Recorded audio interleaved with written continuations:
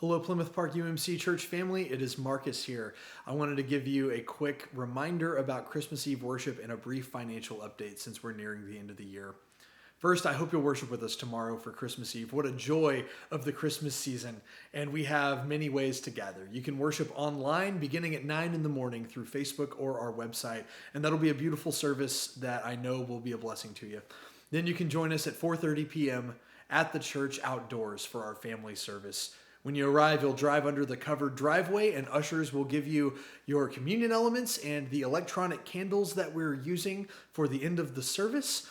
And if you have children as part of your household, you will be given a nativity activity to help immerse and engage the Christmas story in a more tangible way.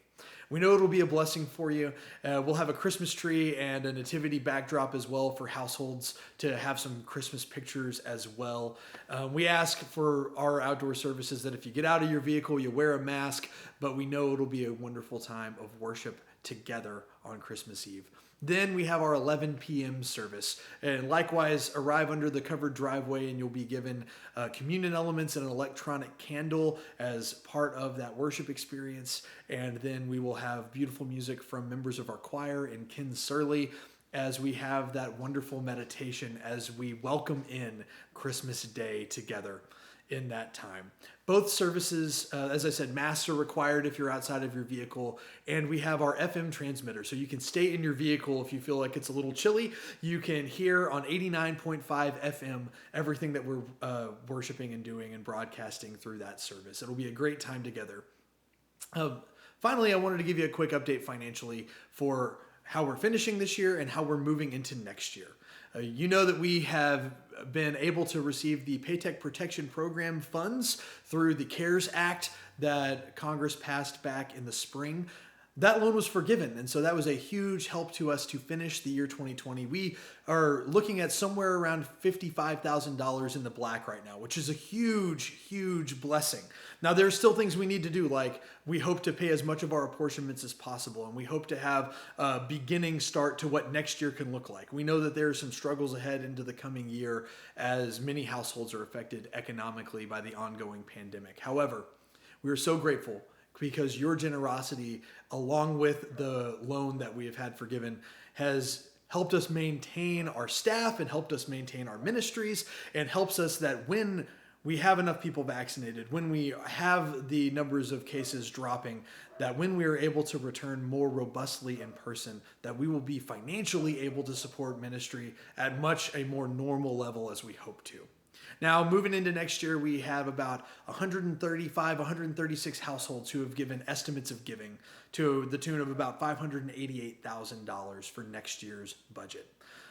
We would welcome all of our households, if you haven't done so, if you are able to participate in that planning for next year. We'll approve our budget in mid-January for the coming year, and every household's participation in however you're able to give will help us maintain as much vital ministry as possible. And your generosity is truly how God's love comes to life, friends. You know, we had planned with Irving Schools Foundation Food for Thought to package 100 meals for students over the holiday break. Your generosity made it possible for us to package 263. That's a huge blessing.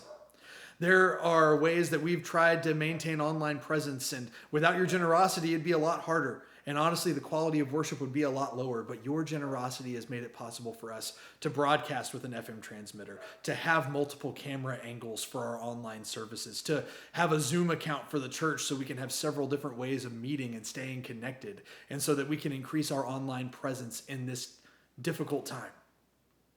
It is your generosity that makes it possible for us to stay connected as a church and to have the best outreach as a church as possible. So I give you thanks for the ways you have been faithful and generous in this past year, and I extend that invitation to participate in what God is doing through Plymouth Park United Methodist Church into the year ahead. My prayers are with you. I look forward to worshiping with you as we welcome the light of Christ through the manger this holy season during Christmas. And I look forward to the days ahead in the coming year and all that God will do with and through us, his hands and feet in Irving, Texas at Plymouth Park UMC. Be well. Merry Christmas.